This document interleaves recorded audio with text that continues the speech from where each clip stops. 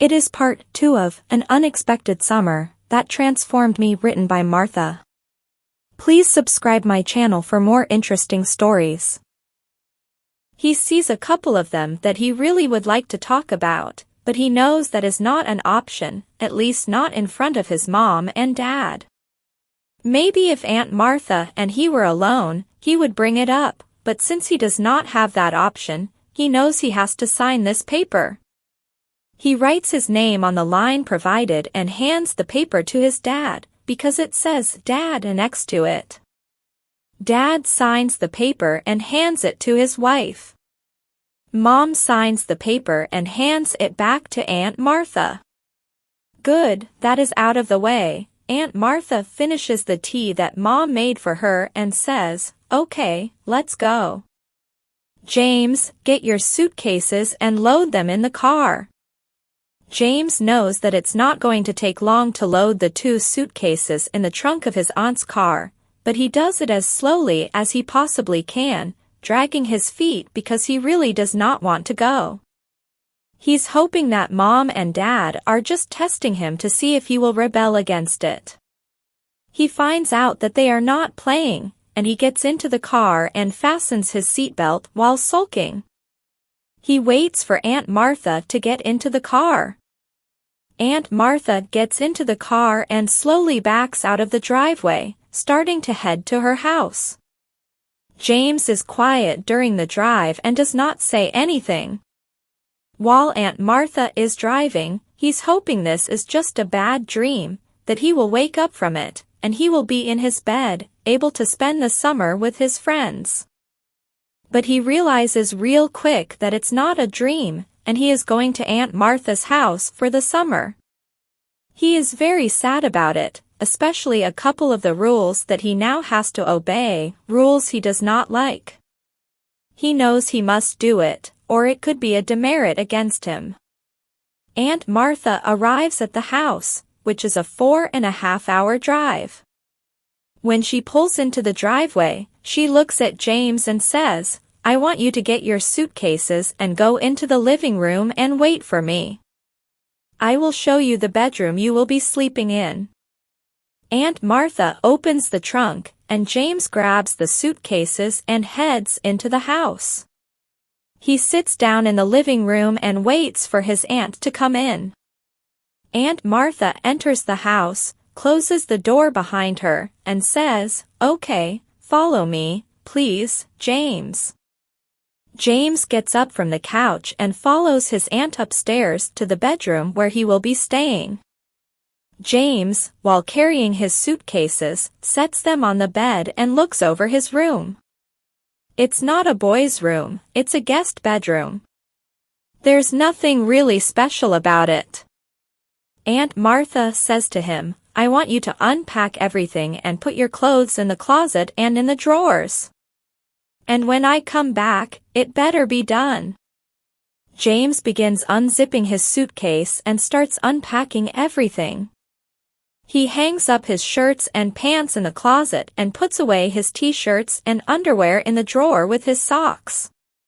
He only brought 3 pairs of shoes with him, tennis shoes, dress shoes for church, and moccasins so that he doesn't have to wear his shoes all the time, especially after he gets his bath.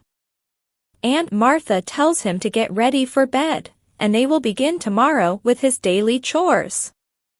James gets out his pajamas from the drawer, climbs into bed, and it's not long before he falls asleep. He wakes up early the next morning, smelling breakfast being cooked in the kitchen. He gets up, grabs his robe from the closet, and puts on his moccasins. He walks downstairs to the kitchen, where he sees Aunt Martha cooking breakfast at the stove. He looks and sees his niece, Karen, sitting at the table. They both eat their breakfast and get up from the table. James starts to walk away, leaving his plate on the table. Aunt Martha calls out to him and says, "Wait." She says, "No, you will put your dish in the sink. You will always put your dish in the sink after you have finished." James puts his dish in the sink and begins to walk away. Again, Aunt Martha says, "Wait." She reminds him, "You have chores to do. Your chore today is to clean this whole kitchen, and I expect it to be clean. Do you understand?" James replies, his voice tinged with a mixture of resignation and compliance, "Yes, I understand." The weight of his new responsibilities begins to settle in as he starts to navigate this unfamiliar environment. She looks at him and corrects him, saying, "From now on, you won't answer to me." "Yes, ma'am, and thank you, ma'am. You will have manners. Do you understand that?" James replies, "Yes, ma'am," and begins to pour water into the sink, adding soap, and starts washing the dishes. James knows how to properly clean dishes, but he is already going to push to see how far he can test Aunt Martha's patience. He hears Aunt Martha telling Karen to clean the living room and den area, run the vacuum in each room, and dust everything. Karen heads to the living room and begins cleaning it. Aunt Martha goes upstairs and gets ready for her day at work. She comes back downstairs and sees that James has washed the dishes very poorly. They are not clean, but they are in the drainer. She can't believe it. With a stern voice, she says, "Okay, punishment. No demerit this time since you are just learning this. You will go upstairs, and you will shave all of your hair off your legs, arms, underarms, chest, and face immediately. I will inspect your body to make sure you did a good job, because you will do it until you do a good job. If I have to tell you to do it again, it will be a demerit. Though I am being nice about not giving you a demerit, just a punishment. You will rewash the dishes first before you do what I ask you to do." James rewashes the dishes and puts them in the drainer. He heads upstairs to the bathroom, knowing he must shave all of the hair off his body because he does not want a demerit for it. He shaves all his hair off his body, and his aunt inspects it. She finds no hair on him, and she praises him, saying, "Good job. Now get ready for the day and go back to the kitchen and finish cleaning it up." Aunt Martha comes downstairs and tells Karen, "You are now in charge while I'm at work. Any problems, you will tell me when I get home. Have a good day, and I love you," Aunt Martha says to her daughter before she leaves. James comes downstairs and begins cleaning the kitchen again. This time he does not do a bad job, but he doesn't do a great job, which Karen points out to him, making him redo it. The weight of Aunt Martha's rules and the consequences of not following them are becoming increasingly clear to him. She says, "I'm not going to say anything about it because you are learning. From now on, you will do a better job cleaning when you are told to clean." James cleans up the kitchen to Karen's satisfaction and heads to the living room to turn on the TV. He begins to think, how can I get out of this and do what I want to do? Go to the mall where they have a game room, where I can meet some new friends, I hope. After Karen has done her chores, she sits on the couch beside him and takes the remote from him, changing the channel. James looks at her and says, I was watching that." Karen looks at him and says, "I have been watching my soaps before you were even here, and I am not going to miss them because of you." James knows he cannot argue about this and decides to go back to his bedroom to make a plan to get out of the house without Aunt Martha finding out about it. As James hears the car pull into the driveway, he knows that his aunt is home. Karen has been in the kitchen making supper. She calls James and says, "Set the table for tonight." James walks into the kitchen and starts opening the cabinet door where the plates are.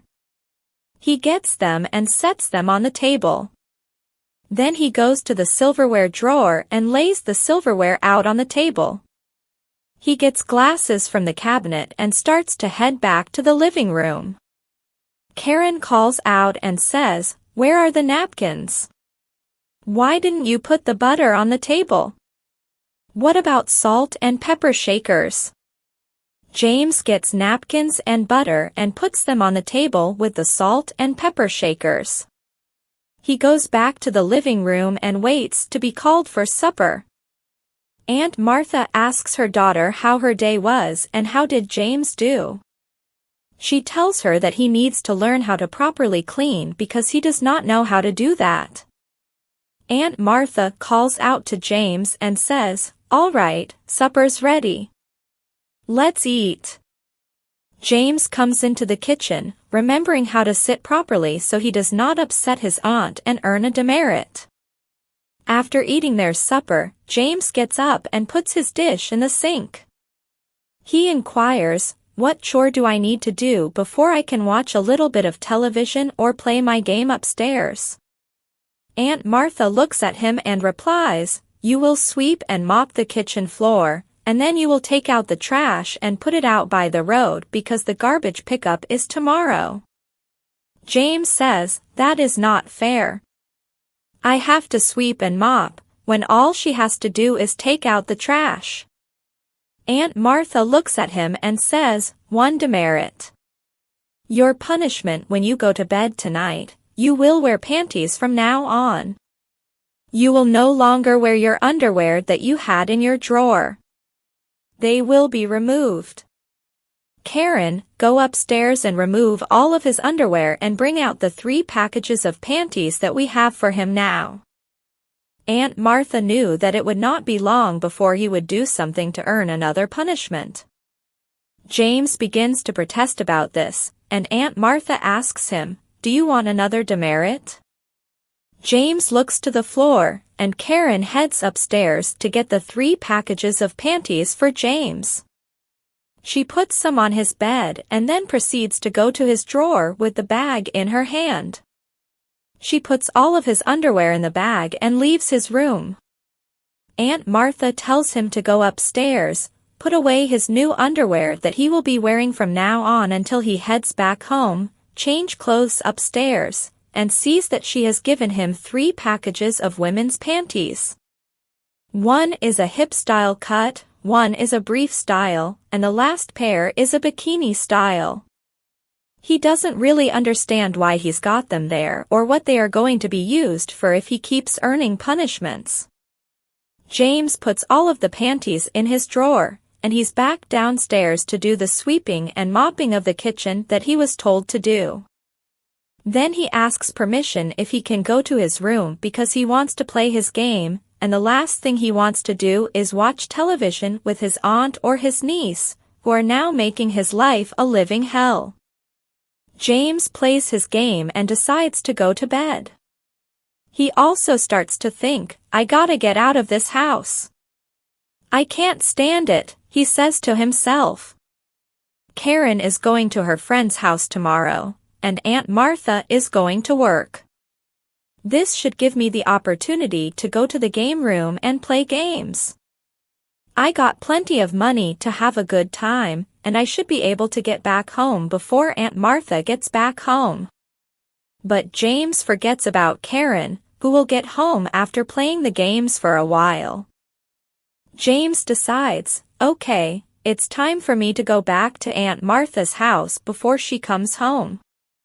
As James walks to the door, he sees Karen. He knows he is in trouble because he did not ask permission to go anywhere, and she lets him know that he has already earned a demerit and a punishment. She doesn't know what the punishment is going to be, but he needs to be prepared for it because it's going to happen. Aunt Martha comes home, and Karen tells her what he did. Aunt Martha goes to him and says, "Is this true? You went out of the house without permission to the game room at the mall?" James, knowing the truth, replies, "Yes, ma'am, I did, and I'm sorry. I didn't know I wasn't allowed to do that." She pulls out the paper from her purse and points out the rule to him, that is 1 demerit and a punishment. Karen, go upstairs and put on James' bras that he will not wear from now on. James is told to go upstairs and put away his bras in his drawer. He looks at the bed and sees 12 bras on the bed. He cannot believe it, but he puts them in his drawer and goes back downstairs. He is told to clean the kitchen again, and this time he does not do a bad job. However, he doesn't do a great job, which Karen points out to him. He earns another punishment, but Aunt Martha decides not to give him a demerit since he has already been told what his punishment is going to be. He goes up to his room with Aunt Martha following behind him. Aunt Martha tells him to take off his shirt. She then cleans his chest off before applying the glue, attaching the breast forms to his chest, and holding them in place until they are secured. She tells him, "You cannot take these off, even if you try. It'll rip your skin off before it lets go." Martha smiles as she starts to leave the room. "Oh, I guess you will need a bra now," she chuckles as she walks out the door and goes back downstairs. Karen is loving this very much. She's slowly getting a new sister, and she knows it won't be too much longer before it happens. After James puts on his bra and has a difficult time getting it to snap properly, he puts his shirt back on and heads back downstairs. Karen just stares at him and says to her mom, "Mom, we cannot call James a James anymore. He needs another name." Aunt Martha looks at him and says, "From now on, you are Janet Ellen Mason. Janet, do you understand?" James, now Janet, knows now that he definitely does not want to even leave the house. That's all for now. See you in the next video. Till then, take care. Oh yes, next part of this series will be published soon. So, please subscribe to my channel. And to get early access to the content, visit my Patreon page. patreon.com/Eden07. Link in the comment and description. Thanks.